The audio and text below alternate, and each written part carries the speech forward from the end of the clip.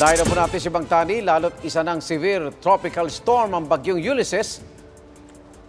Posible rin daw na magdulot ng storm surge ang bagyo na bukod sa malakas na hangin at ulan. Bang Tani?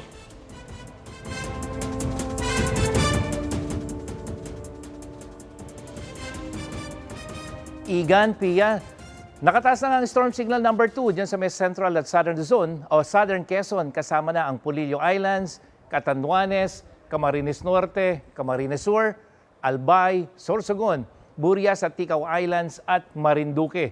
Signal number 1 naman dito sa Metro Manila, Mountain Province, Ifugao, Benguet, La Union, Pangasinan, Central at Southern portions ng Isabela, Quirino, Nueva Vizcaya, Aurora, Nueva Ecija, Tarlac, Pampanga, Bulacan, Zambales, Bataan, rest of Quezon, dyan sa Rizal, Laguna, Cavite, Batangas, rest of Masbate, Romblon, Oriental Mindoro, Occidental Mindoro kasama ang Lumang Island sa Luzon.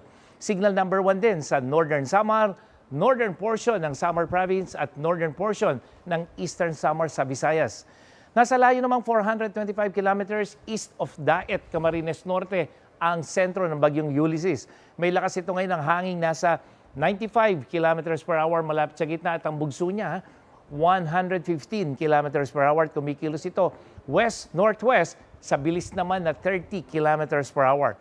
Sa latest track ng Pag-asa, lalakas pa po ang bagyo bago maglandfall sa Bicol region. Magiging typhoon yan bukas siya ng gabi o kaya naman dyan sa may Quezon Province, Huwebes ng umaga.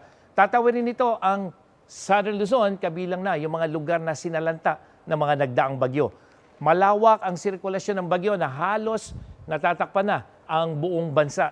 At nagpapaulan na ito dyan sa may Cagayan Valley, Bicol Region, Samar at Leyte Provinces kasama na ang rehiyon ng Caraga. At bukas, maulan na rin dyan sa Cordillera, ilang bahagi ng Central Luzon, kasama ang Aurora, Calabarzon at maging sa Metro Manila. Kaya mga kapuso, maging I am ready po sa mga panganib gaya ng baha, landslide, maging ang storm surge. Pia? Maraming salamat, Bang Tani.